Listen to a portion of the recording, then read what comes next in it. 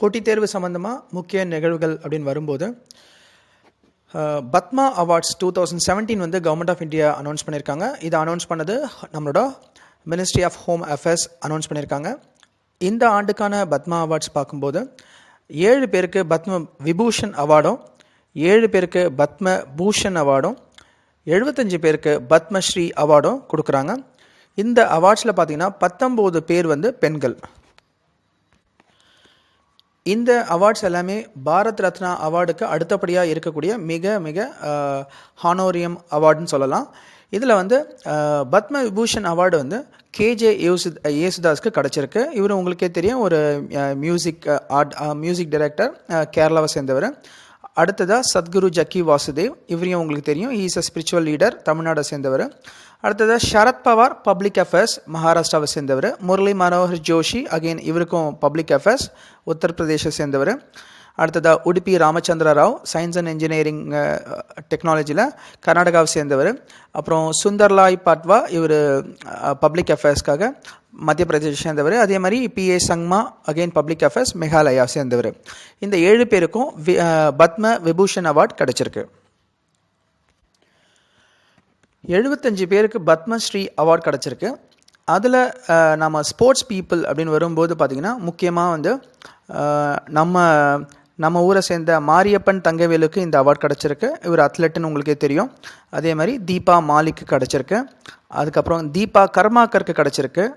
அது இல்லாமல் பார்த்தீங்கன்னா விகாஷ் கவுடா, சேகர் நாயிக், அப்புறம் PR ஸ்ரீஜிஷ், அது இல்லாமல் சாக்ஷி மாலிக், அது இல்லாமல் விராட் கோலி, இவங்களுக்கு எல்லாருக்குமே இந்த பத்மஸ்ரீ அவார்டு வந்து கிடச்சிருக்கு. ஆல் இண்டியா ஃபுட்பால் ஃபெடரேஷன் முதல் முறையாக பார்த்தீங்கன்னா விமென்ஸ் ஃபுட்பால் ப்ரொஃபஷனல் லீகை அறிமுகப்படுத்துகிறாங்க. ஆல் இண்டியா ஃபுட்பால் ஃபெடரேஷனோட பிரசிடெண்ட் பிரஃபுல் பட்டேல் இதை அறிமுகப்படுத்துகிறாரு. இந்த விழாவில் sports minister, youth affairs and sports minister Vijay Goel கலந்துக்கிட்டார்.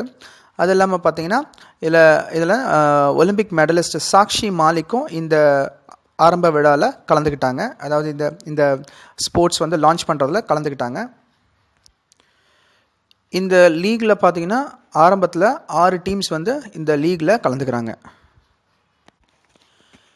India ஒலிம்பிக்ஸில் தங்கப்பதக்கம் அதிகமாக எடுக்கணும், அதுக்கு ஒரு கமிட்டியை அமைச்சிருக்காங்க. அதாவது டார்கெட் ஒலிம்பிக் போடியம் கமிட்டி அப்படின்னு சொல்லிட்டு இதை அறிமுகப்படுத்தினவர் youth affairs and sports minister Vijay Goyal.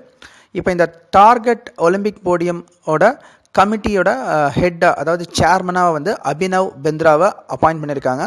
இந்த கமிட்டியில் பார்த்தீங்கன்னா மெம்பர்ஸாக வந்து அனில் கண்ணா, பிரகாஷ் படுகோன், கர்ணம் மல்லேஸ்வரி, PT உஷா, அது இல்லாமல் முரளிதர் ராஜா, அஞ்சலி பகவத், ரேகா யாதவ், டாக்டர் S ராய், இந்தர் தமிலா, இவங்க எல்லாருமே இந்த கமிட்டியோட மெம்பர்ஸாக இருக்காங்க. இவங்க இதில் மெஜாரிட்டி இருக்கவங்க எல்லாருமே ஸ்போர்ட்ஸ் பீப்புள்.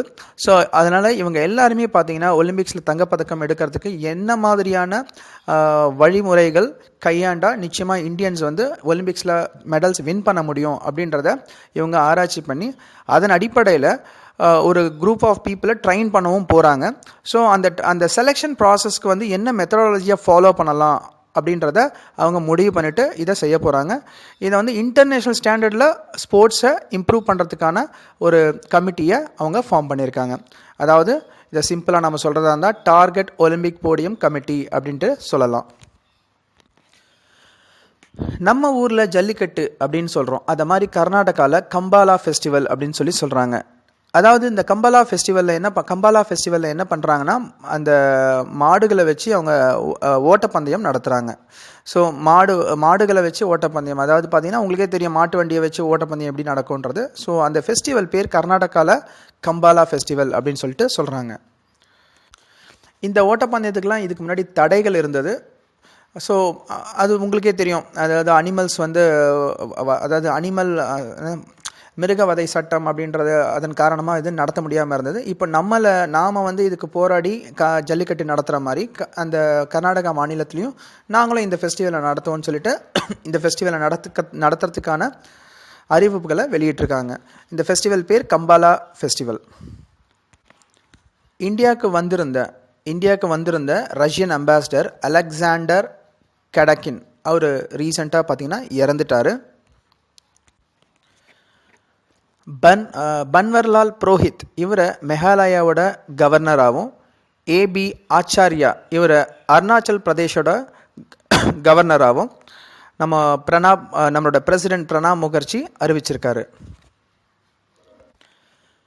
மிகவும் பழமை வாய்ந்த யூனிவர்சிட்டின்னு சொல்லப்படுற நலந்தா யூனிவர்சிட்டி, அந்த யூனிவர்சிட்டியோட சான்சலராக விஜய் பட்கர் அப்பாயிண்ட் ஆயிருக்காரு. இந்த நலந்தா யூனிவர்சிட்டி பார்த்தீங்கன்னா குப்தா கிங் சக்கராதித்யாவால் உருவாக்கப்பட்டது. இதோட ஆண்டு அப்படின்னு பார்க்கும்போது 427 AD அப்படின்றத சொல்கிறாங்க. இந்த யூனிவர்சிட்டி பார்த்திங்கன்னா 1193 ADயில் டர்க்கிஷ் ஆர்மியால் அழிக்கப்பட்டிருக்கு. இப்போது ரீசெண்டாக நம்ம இந்தியன் கவர்மெண்ட் அதை புதுப்பித்து பல விஷயங்களை இந்த யூனிவர்சிட்டிக்காக செஞ்சிட்ருக்காங்க.